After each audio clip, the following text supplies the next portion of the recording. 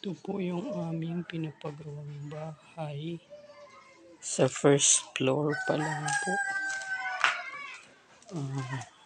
Dadaling ko po kayo sa second floor.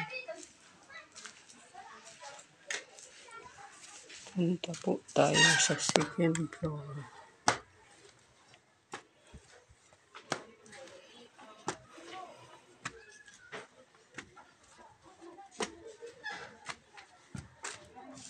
Yung ating second floor. Sensya na po kayo nagkakalat at kasi po hindi pa naman po tapos.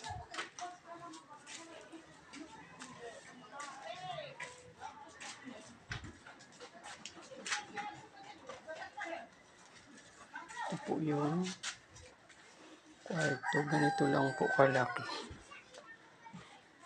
3 kwarto po. Isa. Tapos to 2. Tapos ito yung pangatlong kwarto. Tapos yung ay hagdanan po papunta sa baba.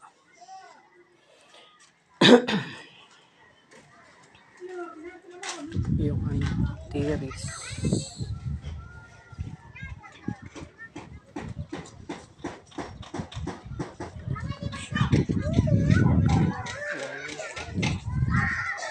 Tapos meron po pail dito.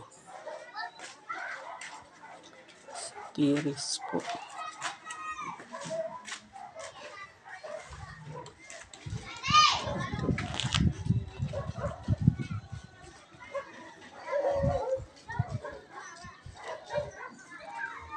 Nilagyan po namin ng solar.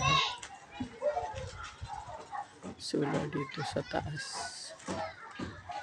Para po pag gabi maliwanag, hindi po tatakot yung mga tao pag titingin dito sa bahay na. Kasi hindi pa po tapos, wala po pong tao.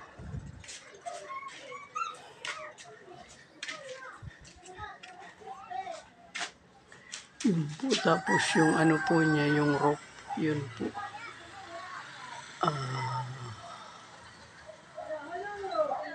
Galbalon po.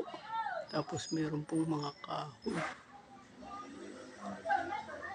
Kasi dito po yung solar, dito po yan sa second floor. Tapos doon din po sa first floor, linagyan po din namin ng solar para po maliwanag din po paggabi. Bababa na po tayo.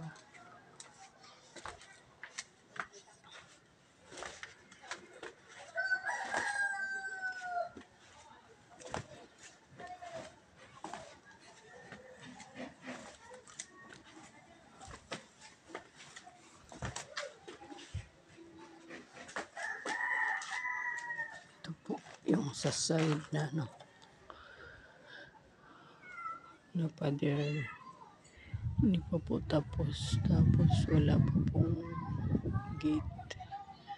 Tinagay lang po namin yung temporary na gate. Ginawa po ng asawa ko yung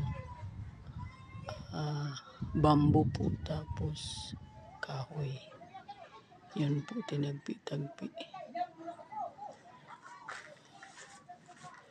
Yun po yung sa pagpapasok ka dito sa bahay, right side po yan pero hindi pa tapos na, Father. Sa left side naman po, pagpapasok ka dito sa Barito, pinapadiran po ng kapitbahay namin na buti. Yan po yung aming kontador ng tubig.